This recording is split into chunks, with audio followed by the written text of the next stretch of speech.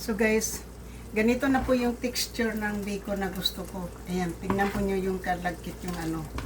Lumiit na po yung ano, yung ano po, yung gata, konti na lang. So, yan na po yung gusto ko po, yan oh.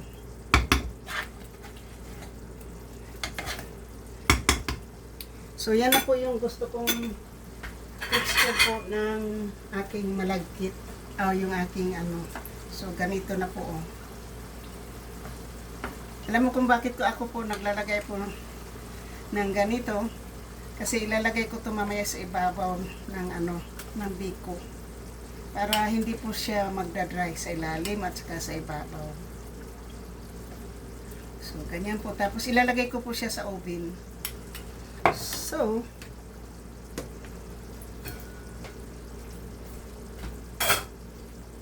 nandito na po yung ating kanin. Yan. So, yan na po yung ano natin sa biko ha. So, shout out po sa lahat-lahat sa gustong matuto po kung paano maglagawa ng masarap na biko. Yan.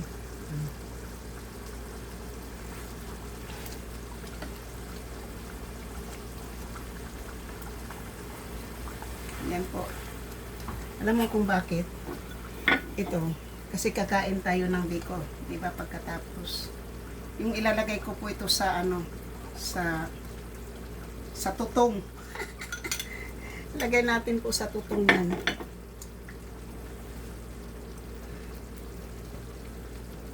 Kung madala yung tutong dito sa ano, hindi na pwede. Kung hindi,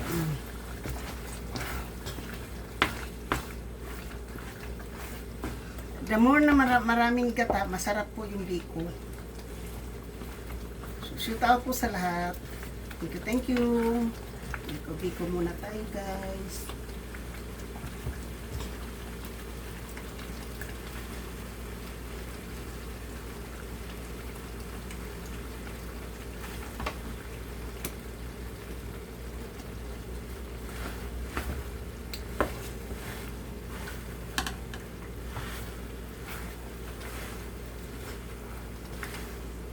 Yan na po ang ating biko.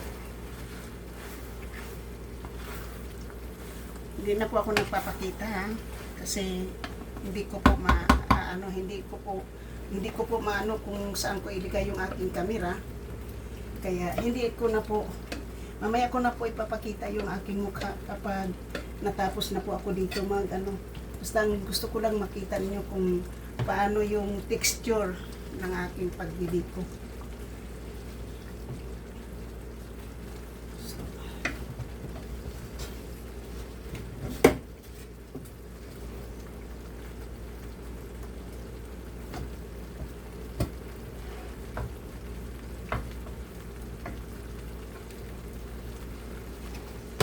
Tingnan ko ano yung tutong ha.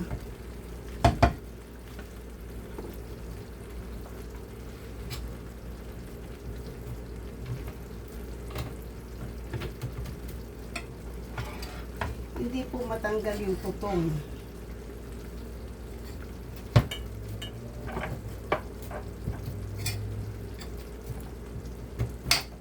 Since hindi po matanggal yung tutong, sayang naman yung tutong. Ayan po, yung tutong.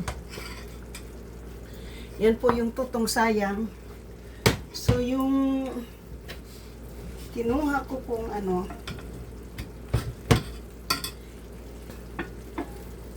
ito, ang ilalagay natin dito para lumambot. Ayan. Para siya lumambot. Diba? Kakainin siya natin ng ganyan mamaya.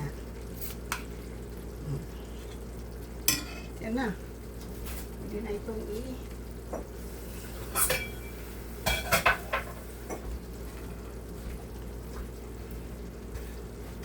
So, yan na po ang tutong.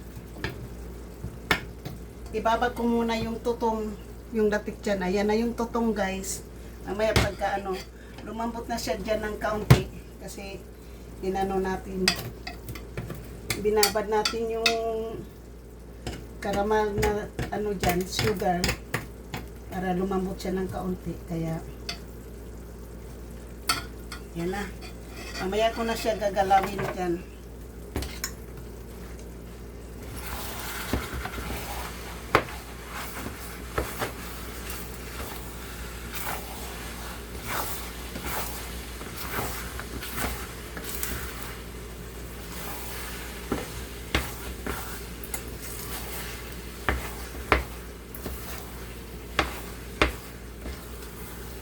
Yung boss ng ano ng pinsan ko gustong ano guys, ayan na po ha, napakita ko na po yung boss ng pinsan ko, gusto yung aking biko, gusto daw siyang magluto.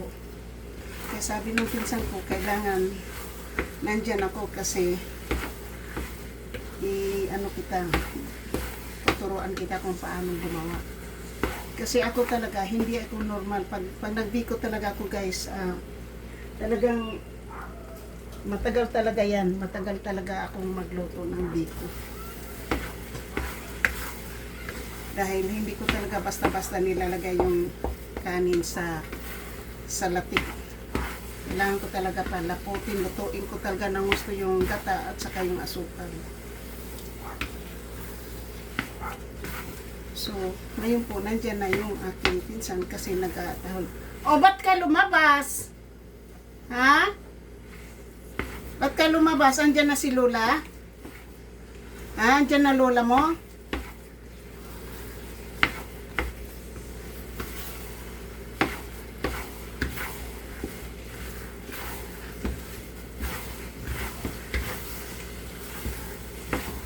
On my way to making the biko.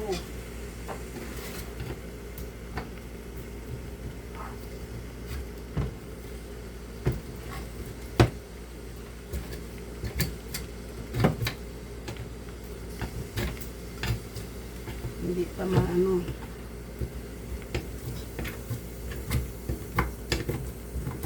Hindi pa matigas pa.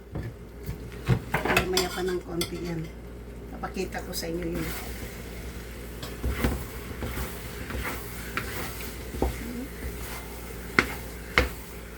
Hindi pa siya hindi pa mamasa masyado yung kanin. Mayroon pang kanin na wala pang lapit.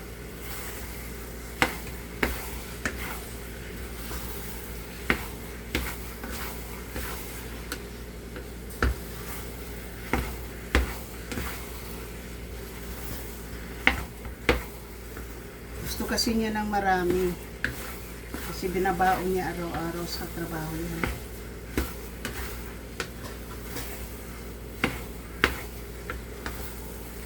Nag-delete po tayo ng 4 na video. Marami na po tayong mga video ngayon na ating ipa-upload pagkatapos.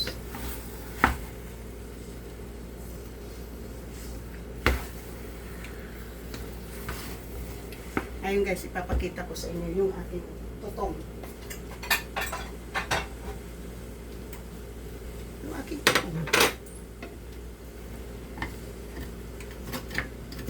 Kasi ipababag ko yung yan ang totoo. So, sandali lang. Ito na tayo magano.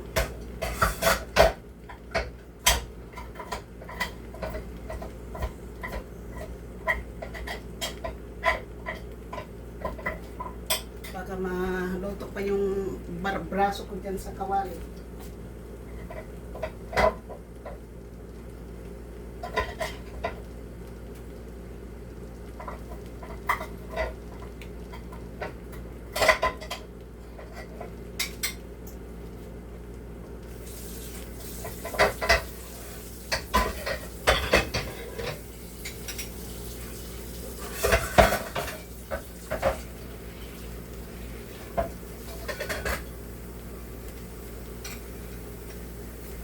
Ito na guys, ang totoong nabiko. Ang totoong nabiko guys. Ayan, masarap yan.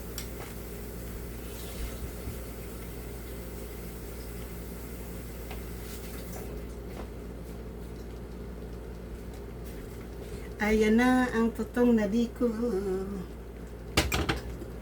Dito na natin yung ilagay. Yan. Tapos, dyan yan.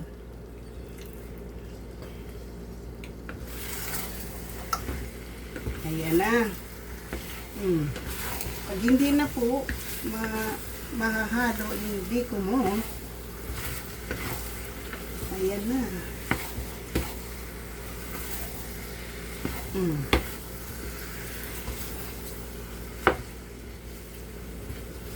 Ay, sarap ng aking biko. Okay, so tapos na po tayo nagbiko.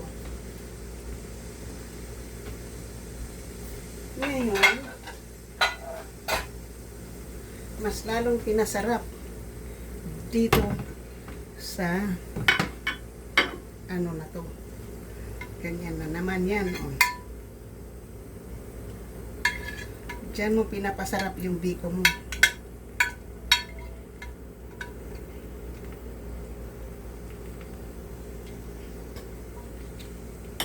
Ngayon, isasalang natin yan dito.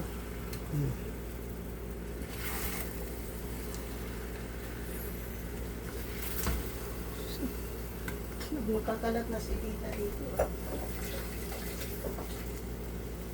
Nagkakalat na ko.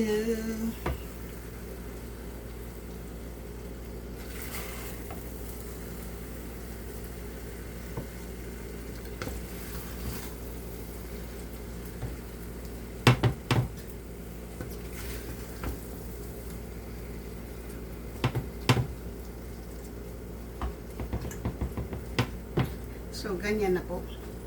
Tapos, ito, lalagyan natin ng ano, pakita ko sa inyo yan.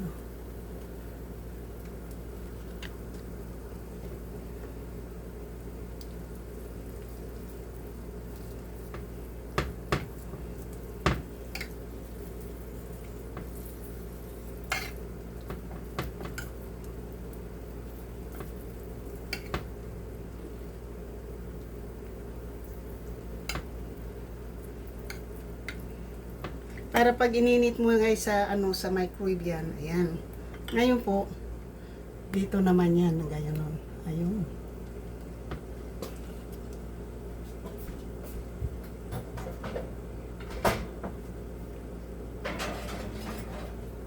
Dito naman siya sa may oven siya, isasalang.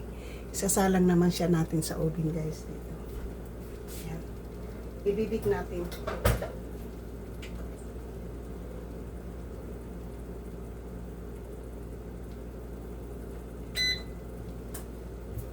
Ayan na po, nakabake na yon, okay? So, dahil marami pa yan, marami pa, mayroon pa tayo ditong isa. Okay, mayroon pa tayong isa. Baka hindi naman to masyadong ano, kasi napunta na doon sa malaki yung ano.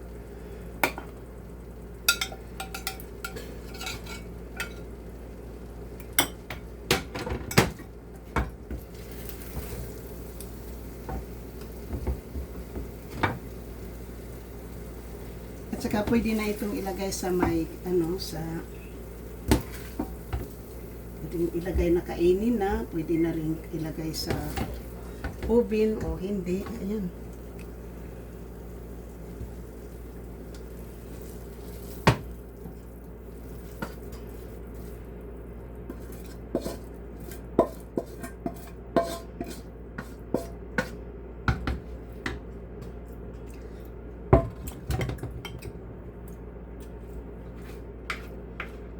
Tsaka yung malagkit po hindi siya ano, hindi siya malata na pagkalasaing.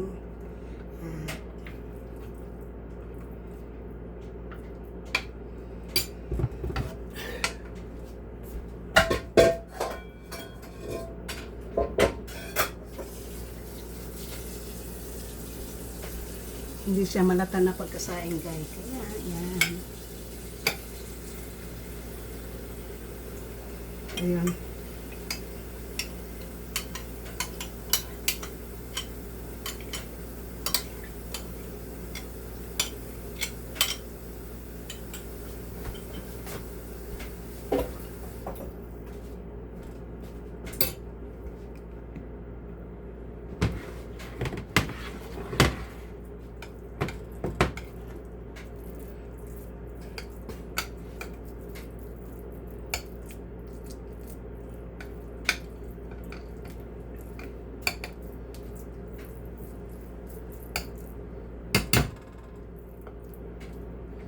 So, bali, 2 Pyrex po yung ating naluto ngayon.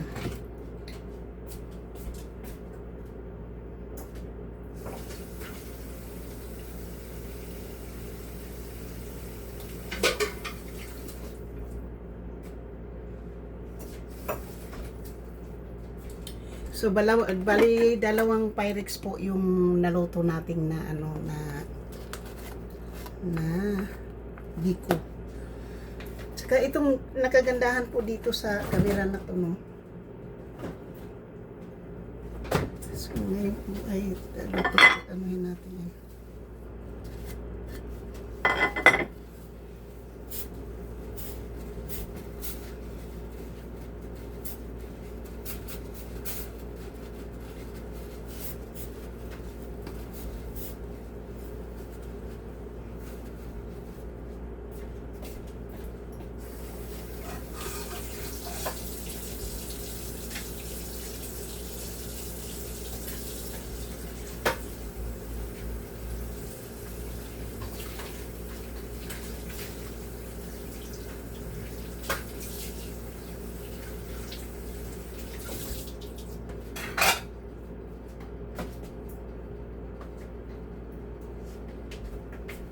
Oops.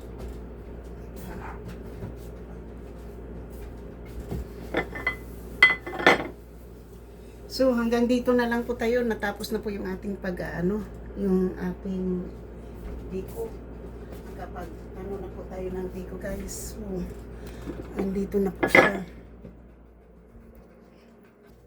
So, yan po ang ilalagay natin sa oven. Ayun na yung isa na sa oven na po. So, bali 2 po. Thank you so much and I love you guys. Shout out po sa lahat-lahat ng aking mga minamahal na mga subscribers, silent viewers, sa mga W's, kaibigan at hindi mega love, shout out. At sa lahat ng mga sumusuporta ng aking channel. Thank you. Thank you so much.